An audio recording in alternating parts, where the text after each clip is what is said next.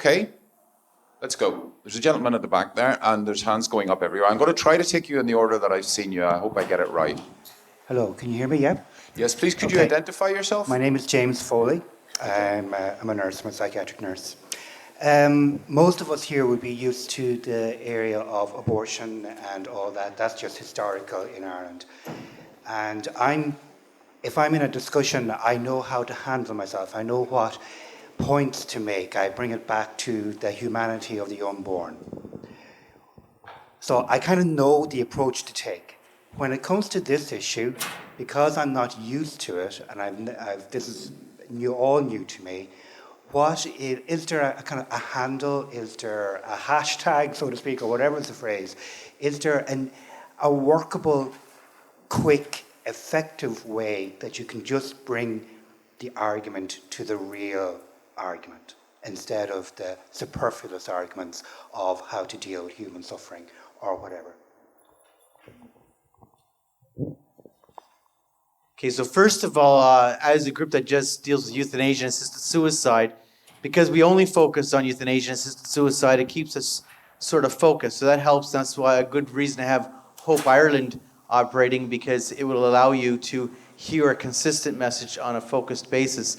Now, dealing with the issue, I tend to try, if I only have like 2 minutes or 3 minutes, the other side has it easy because they can just tell some horrific story and move us emotionally. And as human beings, we're moved emotionally. And if someone knows of a horrific story, well, then they've moved you enough and you think, isn't that terrible? I wouldn't want to put someone through that. In our case, we have to, though, bring it back to the fact that what is it actually doing? So I simply try and bring it down. So someone says, oh, it's my body, my choice. I say, well, wait a second.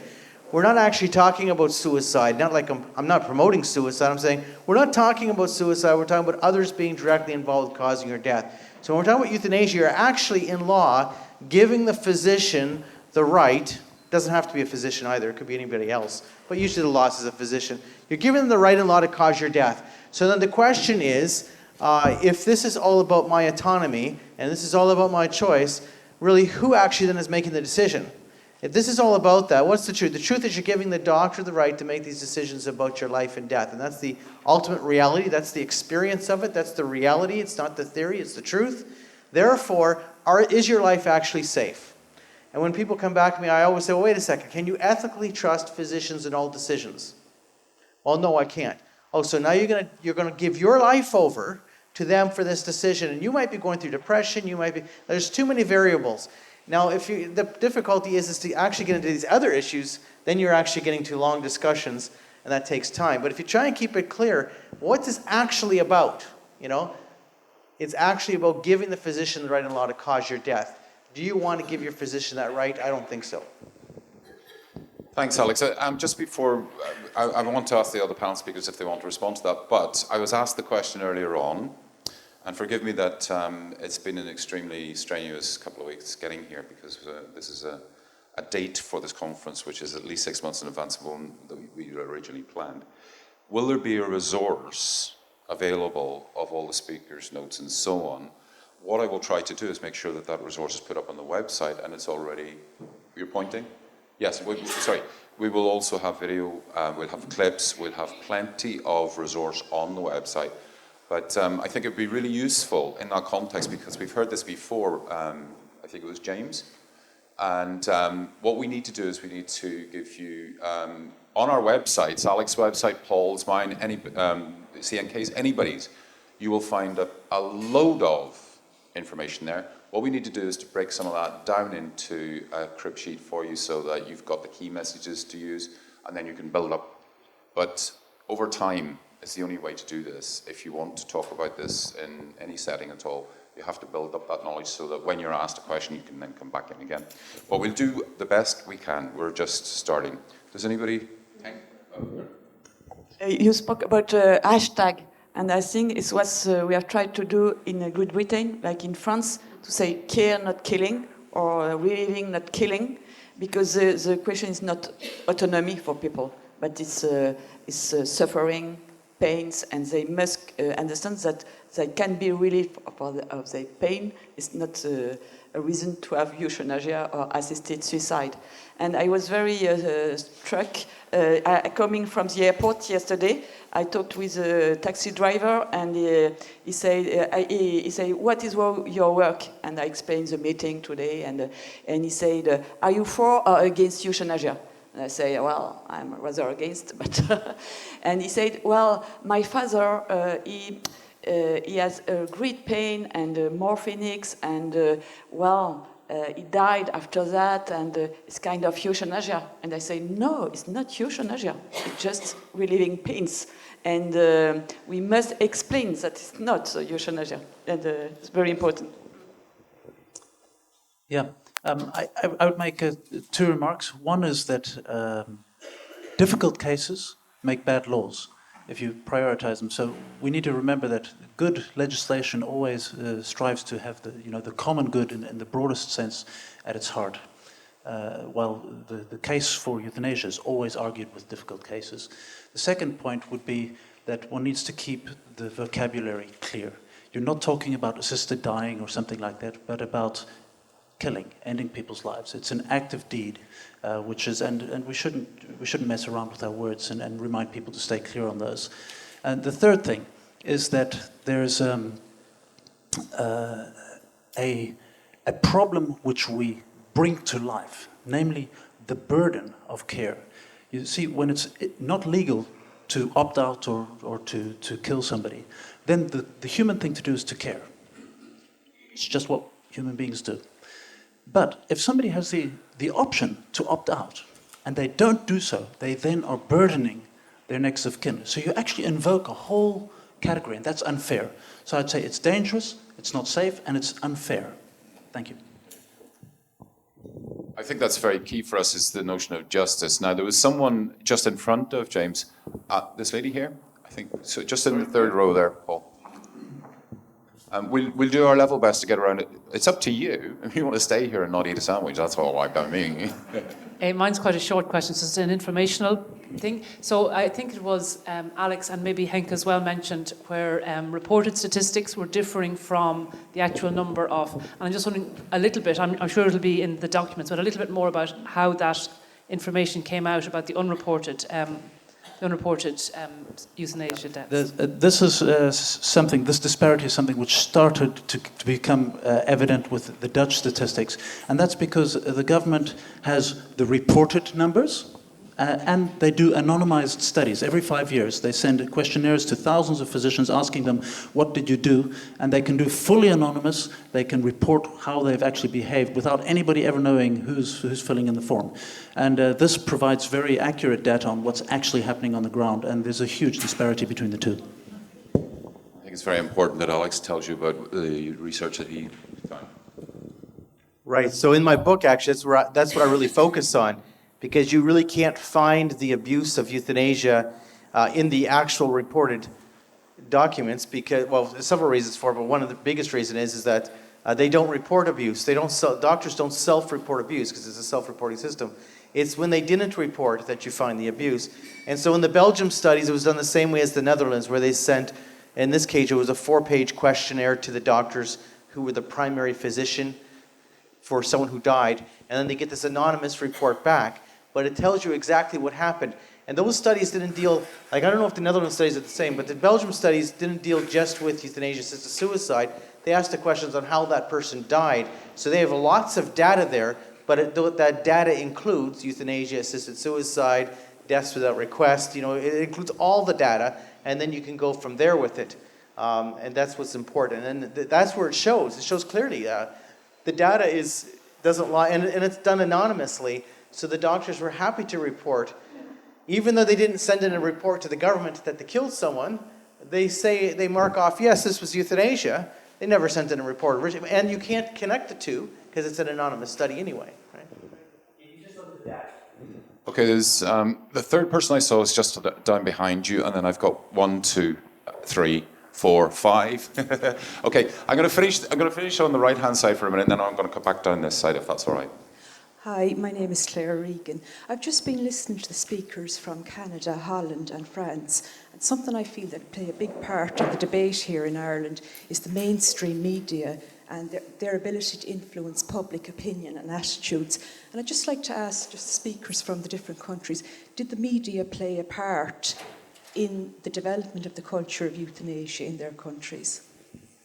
I think the short answer to that is going to be yes, but who's going? Alex, you want to go first and Hank then? Yeah, so previous to the Supreme Court decision, we went through about a 2-year period. For whatever reason, the media decided pretty much unanimously to take a one-sided position, and that was that.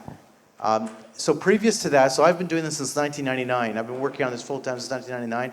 There was a long period of time where the media was very fair with us. They allowed us to publish articles. The other side, it was very fair debate, and then that ended at a certain point. So yes, that was a major part of it. And what you'll see in every media story is what they do to us. They put a picture up and they spend time showing you images of people like myself who are in terrible suffering, and then they say, "Oh, now you, and you want to stop this poor person?" So it's a trick. Anyway, Hank. Yeah, I would say one does need to be careful in the sense that there's a symbiosis between media and what our itching ears want to hear, and they feed each other. But there definitely has been a major role for media. And in the Netherlands, there's a direct correlation between how much the media talks about the issue and the tempo of shift or drift of the opinions. So really, it's the more we talk about the possibility, the more enamored we become with it. It's the same in France. Of course, the media are very important, especially in the stories. But they need us. They need people to speak against euthanasia. So the key for us is to be really invited by media to speak out, and what is why we made all this demonstration and all these people, handicapped people, so that they can be invited by the media. So we can work as well with the media. Sorry, just on the note, very quickly about Les Intouchables, which Caroline mentioned earlier on. One of the great joys, in a sense, it's a perverse joy, was that when the film was released, the media covered all those disabled people who were sitting outside cinemas, which were completely inaccessible to them, to go and see the film, which was about themselves. The other thing I will say is that we have had good media coverage, and we have the media here today in various forms and guises. We're not universally dismissed, and we're not universally stitched up by the media. We do have people, yeah, I'm coming to you. We do have people who are very, much more sympathetic, because what happens, if you take the vote in Scotland, in the Scottish Parliament last week or the week before, what happens is that when you actually get a chance, as our colleagues have done some fantastic work there, when you get a chance to talk to people, they move. So the move to introduce assisted suicide by law in Scotland was heavily defeated. So what happens is people do learn.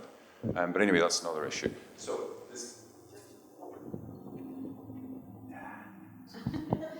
just a tiny point. I really am very grateful to every single one of you for speaking today. It's been a fantastic conference, and we're only halfway through. But I just wanted to say it's very important that we all recognise that the conversation in this room is being heard far beyond it. And I've just noticed that a US policy analyst for euthanasia prevention in Fort Worth and Dallas is tweeting and is listening to the tweets on this conversation. Well, can I? Okay, this is actually. I will make one small advert, and I'll tell you a bit more about it later on, because of the support that has gone in to actually making this happen today has been extraordinary. And those who've been tweeting furiously during the speeches, as well as before, in the lead up to this, have done something fantastic in increasing that reach. I'm not a big fan of social media, but there are moments when it worked for it, yeah. Okay, so can we come from the front down? We go to the back, and then by the time we get to the last person at the back, we're going to stop there, yeah? Thank you. My name is Justin Smith. I represent a public debating organisation called Dublin Salon. We're having a debate on assisted dying, but we'll come to I'd like to join in thanking the speaker, Kevin, and all the speakers for really, really stimulating and thought-provoking presentations.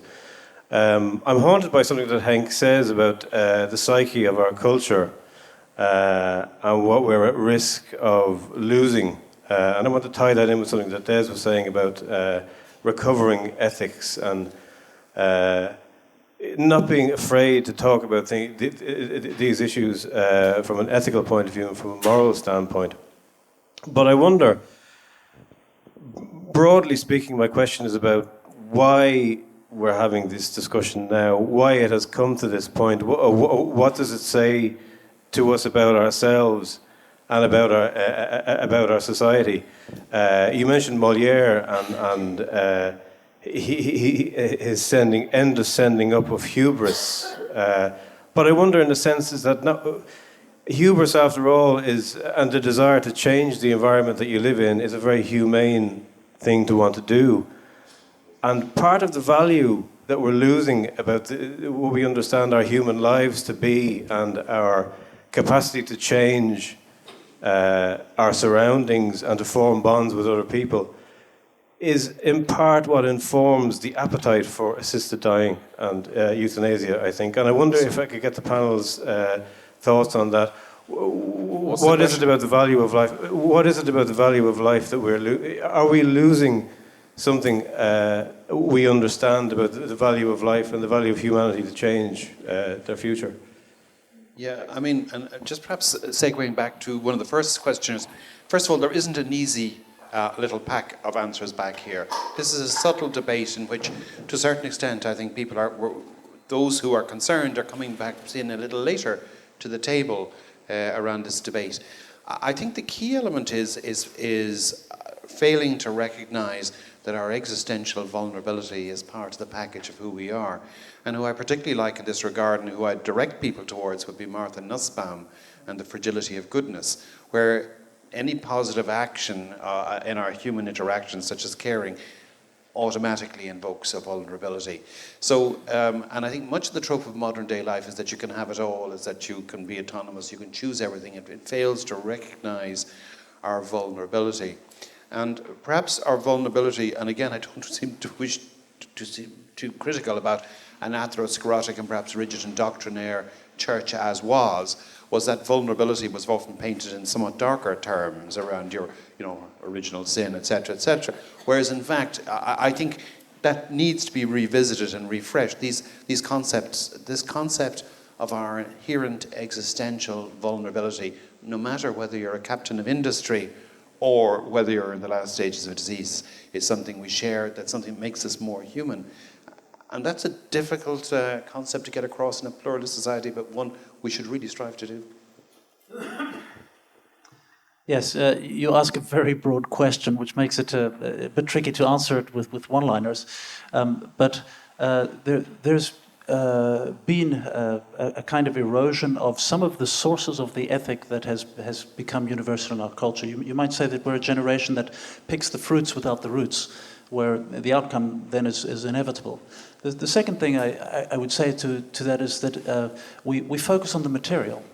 I think that's something of a reduction, and it's a reduction which has some knock-forward consequences. It means that we get caught up in a technicism, so our techniques become a sort of autonomous. They do things to us and tempt us to do things, and so we've technologized the end of life. There's also somehow a kind of loss of the substantial nature of meaning.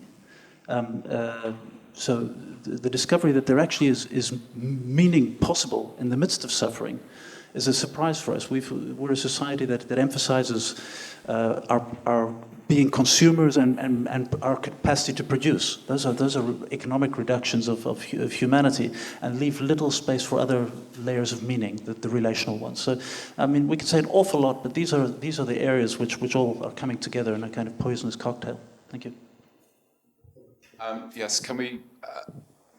Do you mind if I ask you to ask a question? And because we're going to run up very quickly now up to the lunch break. So, no, there's a lady here in the third, fourth row.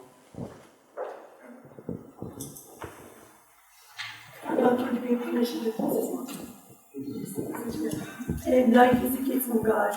We were made up of body and soul.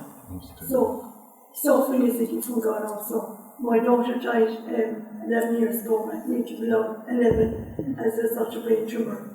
Sadly, she was misdiagnosed. So it was we were an embarrassment really in a way to the medical profession. But she wanted to die at home. And it was very, very difficult. We challenged the system and we wanted to keep her at home. And we made a body and spirit, and it's so important to die in the grace of God. And if somebody doesn't want a medication, I think they have a right not to receive that medication. They should have the choice, because we don't, our body doesn't belong to us. God created us, therefore we belong to Him. We're made in the image and likeness of God. So when we see somebody in the wheelchair, we don't see the wheelchair, we see that person made in the image and likeness of God. So I think we're way down the road here in Ireland. So I thank you, I think this is a wonderful conference. Sorry, I didn't catch your name? My name is Mary Wren. It is Mary. How are you? We've spoken, Mary. How are you? Sorry. Yeah. Are you okay if we pass on? Because I heard what you said, and I'm certain there are loads of people who would say exactly the same thing in the room, and there are some who will have a divergence. The one thing I would say honestly is that Hope Ireland is a single focus organisation. Now, there is a certain sadness to that because of the pragmatics that we have to invoke, which means that the moment we say anything, as you've just said, we're automatically consigned to a bin marked religious letters. Now, you know how that works. And the same thing is true on the abortion debate. There's very limited scope for us to talk about any of that. So we are solely focused on the assisted suicide euthanasia debate, and we leave to our expert friends the pronouncements about those other things. So I just want to be honest with you, Mary. That's where we are, and that's where we have to be. And unless things change dramatically, I don't see where else we might go. But anyway, so last question at the back. This is not a question, it's a comment. My name is Syamas Tabara. I've been involved in pro-life family organisations for years. I get the impression from some things that have been said that we're only dealing with a specific assisted suicide bill. There's actually a bill that's at committee stage, or going to committee stage, which is entitled the Assisted Decision-Making Capacity Bill. And it goes back at least to 2008. It was instigated by Dr. Liam Toomey in the Shannon. It was a private member's bill. He wasn't in government at the time. But the Assisted Decision-Making Capacity Bill is a government bill. And it is to be discussed shortly at committee stage. Now, for those who don't know, there are 5 stages to bills. Committee stage is the 3rd stage. The most important stage is 2nd stage. It has passed 2nd stage. Just another point, I think in relation to difficult situations at the end of life, palliative care and that, and deep sedation, I think it would help if you produced a little leaflet on that issue in specific. I have a friend whose mother was put on what was called the Liverpool Care Pathway. She was 99, she was compos mentis. She went into hospital on this Sunday night. She was diagnosed with pneumonia. She was dead by Tuesday. She didn't want to be treated. I think in law that is all right, but as some of the speakers have said, people of that age feel they don't want to be a burden. Okay, thank you very much. Thank you very much indeed. I would like, if I may, would you be okay to hold your question till afterwards? Are you sure? Only because, no, hang on a second. We've got one more. One last one. Just this gentleman here, I just want to stand up for you. Thank you very much. Just a very brief question. It's about rights. My name is James Hogan. I'm from Thurles. I did a course there some years ago in Milltown. It was an excellent lecture there in philosophy. Father Kieran Cronin, maybe some of the panel might be familiar with him. But I remember he's asked, what is a right and who has a right? And he said was you only have a right to something if somebody else has an obligation to provide it to you. So, it just has to become clear in this debate what right really exists to assisted suicide. I don't see a situation where anybody has an obligation to provide somebody with assisted suicide. Thank you very much. And actually, that's an important comment, because in Canada, we're facing this, and it's being seen as a right that they're going to be bringing to Canada. The other debate that's going on simultaneously is the physician's right to say no. And so physicians are being told that, well, you won't have to do it, but you will have to refer for it. So physicians, of course, who believe that it's absolutely wrong to kill somebody, they will also say to themselves, but I can't refer them to someone who will. It doesn't mean that another doctor won't. They can't control that. But they don't want to refer, and they're being told, well, you're going to have to refer. And so in Quebec, for instance, the system, I don't know if it's going to be, the system is they don't have to refer direct, but they have to refer to a superior that they had a request, and that superior has to take care. But still, it's a form of referral. I just want to make one comment, because based on this other comment with someone from Texas who's tweeting, we have with us today from Scotland, Gordon MacDonald, and he's a leader with Care Not Killing, and we've got Peter Saunders, we've got Carlos from Spain, and he's involved with EPC Europe, and Nancy Elliott from New Hampshire, Jacqueline Harvey from Texas, and I hope I'm not missing. Oh yes, I am. Paul Moynans from Belgium, and Joseph Meany also from Paris. So we've got quite a few leaders around you, and that's a great gift to us that they're here today. Oh, and there's a few more Americans back here, and you'll be hearing from a Canadian. The one thing I would say in that context is that there is no such thing as a right to die. You cannot have one, because death is inevitable for everyone. So you can't actually construct something in law which is inevitable for everybody.